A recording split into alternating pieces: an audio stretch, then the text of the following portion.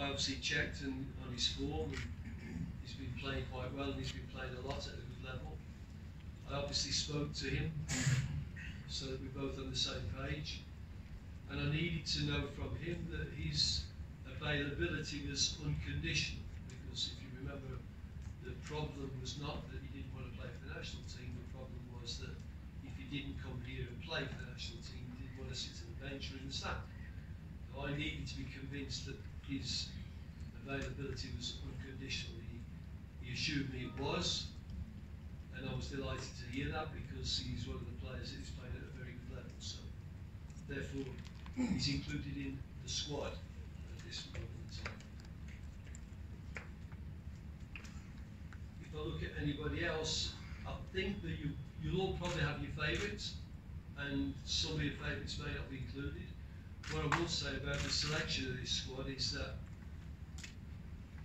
we've had certain restrictions imposed upon us, obviously by the injuries.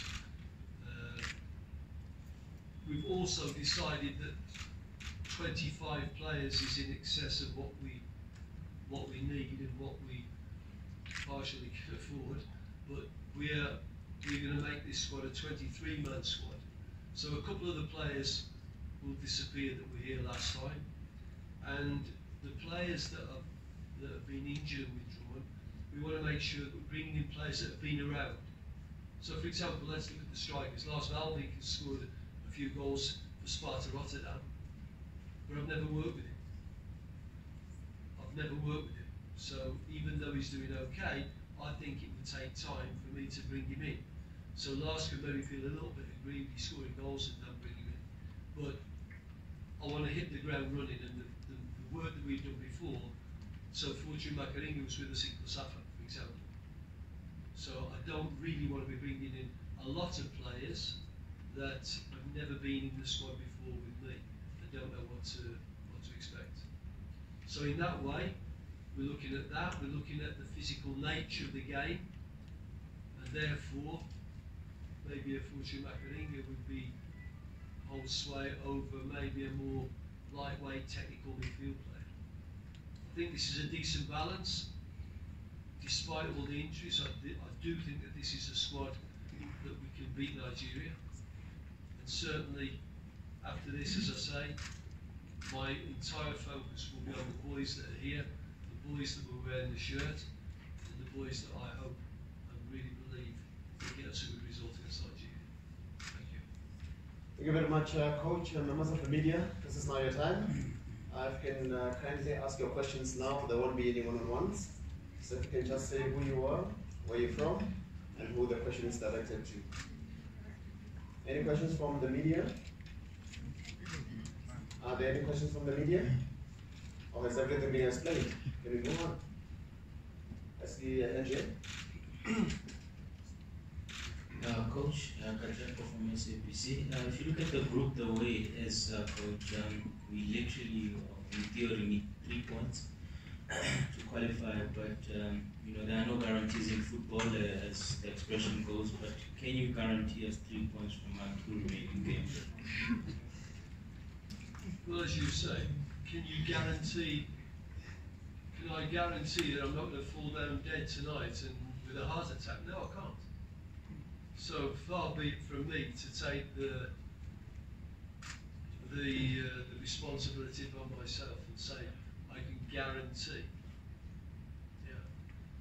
Can I guarantee that the referee's not going to miss a red card if the goalkeeper runs out of his box, or if the very first throw in, the linesman flags for offside? Can I guarantee that? No, I can't, because it's not in my hands. But what I can guarantee, and I think Pep Guardiola said this very well before their game yesterday against Southampton, he said we can't guarantee that we're going to win, but we can guarantee that we're going to try to win. Now that I can guarantee, because that's within my scope. I can guarantee that every player that's in that squad, by the time he's running out against Nigeria, will be highly motivated and believe that we have a chance. The same as we did when we went to Nigeria. So I can guarantee you that. But more than that, I'm afraid I wouldn't want to guarantee. see a hand there. Coach Stuart Baxter from CGTN. Are you expecting a full strength Nigeria, and what are you expecting from them? I mean, Super Eagles, star-studded players. Can you maybe give us your thoughts on that? Yeah, look, they had a good World Cup. I think they moved on a little bit from the disappointing defeat to us, and they pulled themselves around and went to the World Cup and did reasonably well. They held their own with everybody. They're a team that are good with the ball. We will have to be patient in our pressing. We'll have to make sure that we press them properly. I think if we can press them properly, you know, possession plus pressing equals transitions. Possession plus poor pressing equals punishment and penetration, and we can expect that. We're going to have a great transition mentality. Bide our time, be aggressive when we do it, and punish them if they turn the ball over to us. So I think they are good with the ball, but that if we treat that in the right way, that could also be a bonus for us. I know that they're missing Ndidi because he's suspended. I mean, we've got a long list of the boys that we're missing, so I'm not expecting any favours from them in that respect.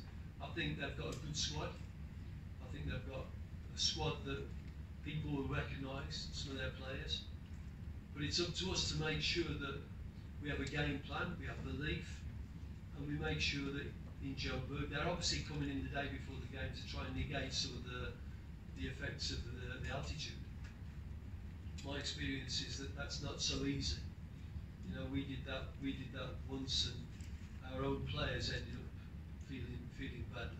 So we need to take every little bonus we can get, every little advantage we can get. The fact that they're thinking about coming in there before the game means they're worried about it. So we need to make sure that we move them around. Our movement, they don't want. Again, I'm looking at the balance there between players that in our offensive sector can move and they can penetrate and they can play quickly. But when we have to defend it, we've got some strength, and we're not going to just get picked off because they're physically better than we are. So I'm expecting a tough Nigerian side, almost full strength without needing. But again, I think if we have a game plan, if we have the right game plan that utilises what we've got, and make sure that we keep them quiet as much as we can and frustrate them a little bit, then I think it can be a very interesting game for us. Certainly we're not beaten before we go on the field, and that message will be getting hammered home from players. Do you have any more questions? What's the microphone? Joseph from Sports. Coach, at some stage, surely the home and dry signs are almost up from the country that we're already in there, and now all of a sudden we find Bafana sitting on second position behind Nigeria, who were stragglers of the group. Let's not mention the likes of Seychelles. I'm sure you've learned something from what the expectations that have been there from the fans. I'm sure you've learned something about how we let it slip against the likes of Seychelles after having beaten them 3-6 and then nothing at home away to them. What is it that you have picked up from this group, more especially with the recent qualifiers that you have been playing, and how are you planning to correct that going into the Nigeria game? I'm not 100%. I'm not being bad man, but I'm not 100% certain what the question was there. But you learn from every event. You learn from every game that you play. You play against Nigeria at their place, and we learned from that game. We didn't learn enough because one of the next games was Cape Verde, and we didn't perform well in that. So I think what you learn is that every game is different. So playing on a rubber pitch in Seychelles against an opponent that just wants to destroy the game and wasting a lot of your opportunities when you have critical phases of the game and you need to focus and concentrate, and you don't do that. That has got probably very little to do with the Nigeria game. It's got probably very little to do in terms of the tactical approach, in terms of the mental approach, in terms of the technical approach, and in terms of the physical approach. So I think what you learn is that going into every game, you've got to be prepared. And one of those preparations is mentally. And so we've got to make sure we hit the right level against Nigeria, believing in ourselves without being pumped up and inflated and having a false sense of our own importance. We've got to believe in ourselves, but know that it's going to demand from us that we stretch ourselves, that we run every metre that they do, and that we get the best out of what we've got, while we keep the best that they've got quiet. I think that's probably what you learn from every event.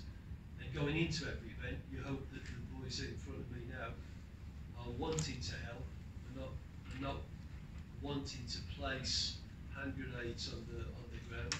And I think that's also important. I've said many times, if we get on the same page, everybody, then I think we can do something. The same page means the PSL clubs, SAFA, you guys, supporters, the players.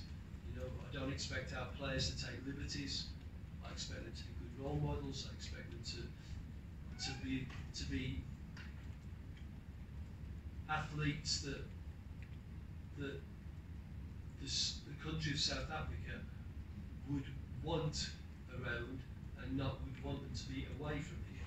So I think if we all get on the same page, I think we can do something. I think if we're not on the same page, it'll be more of the same, good result, bad result, good result, bad result. I think that we have a possibility here. It's a massive game for us. It's a massive game for everybody.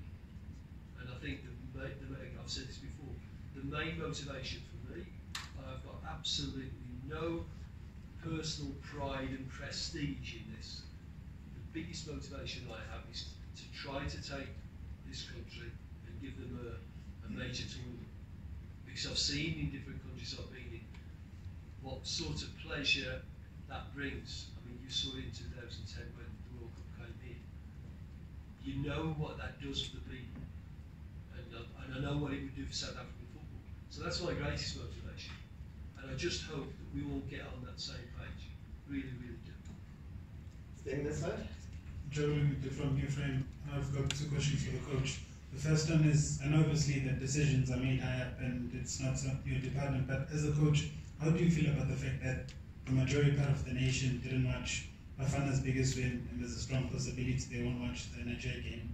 And the second question is, before the 2-2 draw with Nigeria in Uyo, there was a fear factor when playing Nigeria because of how much they've dominated South Africa, but that has changed in the past. What has the win in Nigeria done in terms of the player's psyche of taking on Nigeria? Well, the first one you're right. These are political decisions that are made above my head. I'd have to say that in a perfect world, you would want every South African with a television to be able to watch Bafana. Now, whether that is possible based on the negotiations that have taken place, people above me would make that call. In every business transaction, there's a product and there's a price, and then people will haggle over that. I don't know anything about that.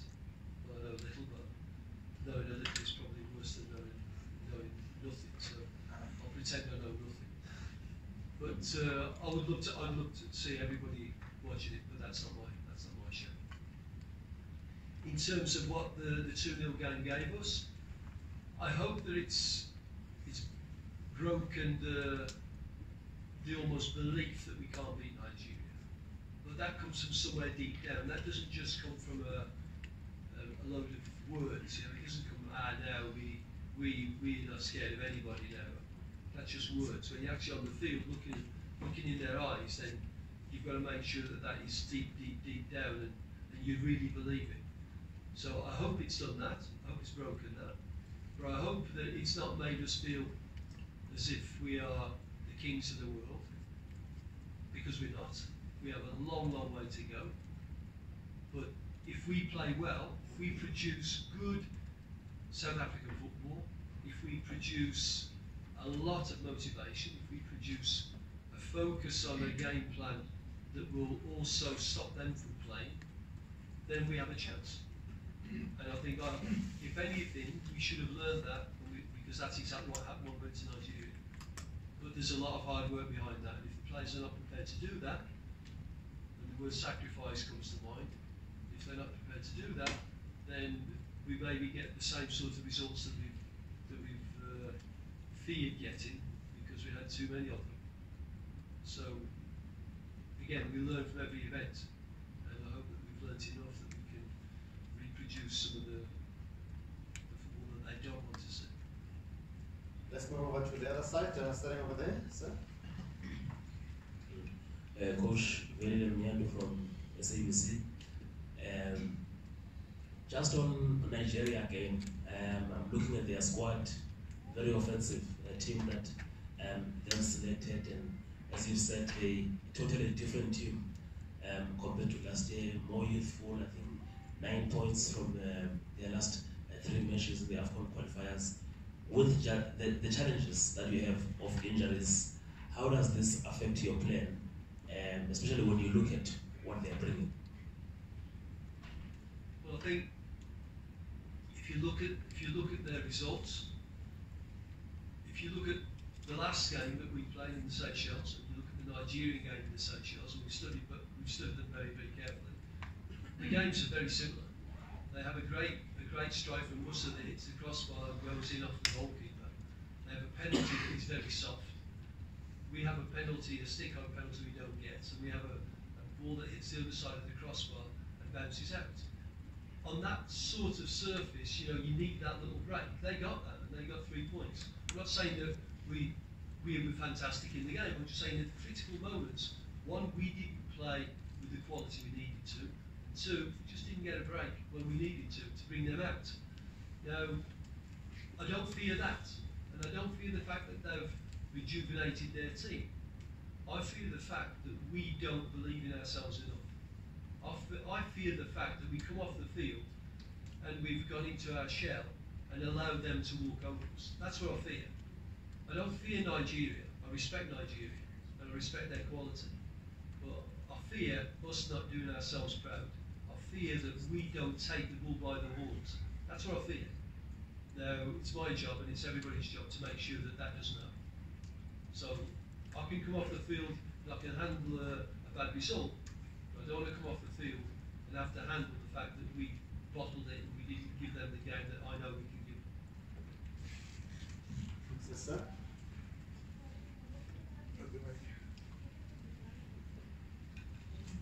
Thank you. Nick from a collision. Stuart, you've said very little about telling us that you will win on the day. So suppose you are talking to a Bafana Bafana supporter and he says to you, what's your favorite code between the two?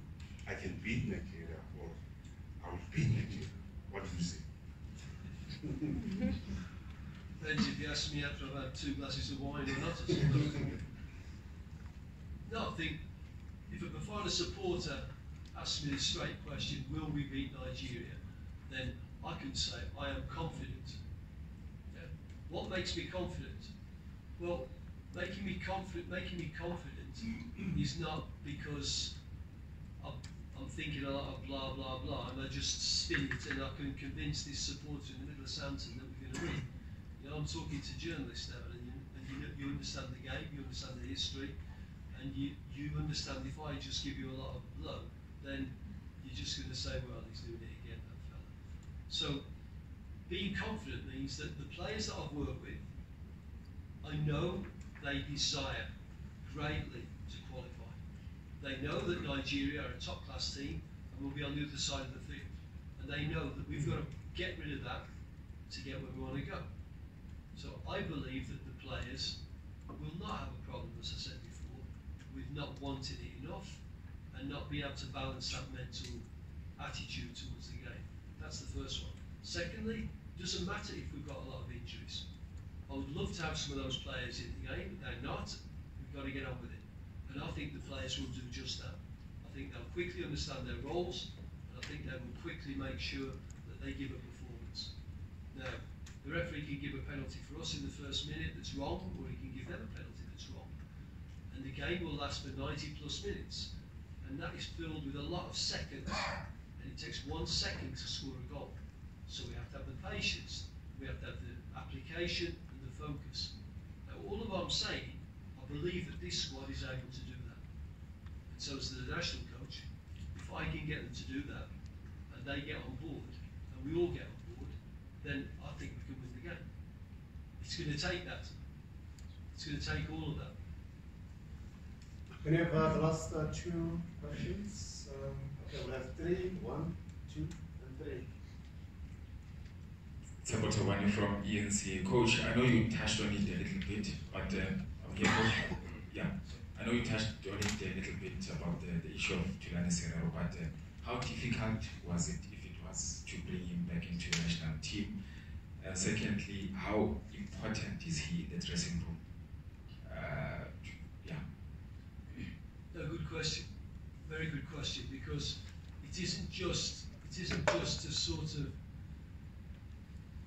open the door and close the door, but like an old Wild West saloon, you know, people come in and they go out, and it doesn't matter. It does matter.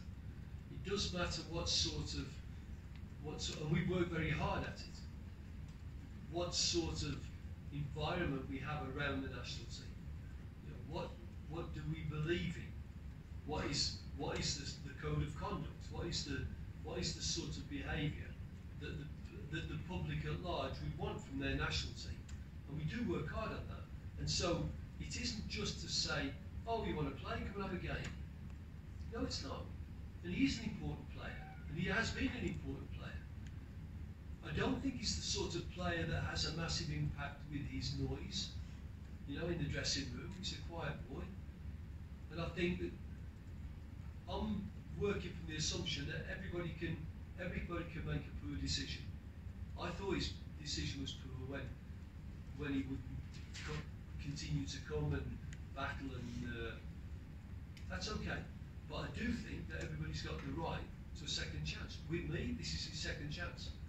Now, I think he's got qualities that we will need, you know, in our attacking game.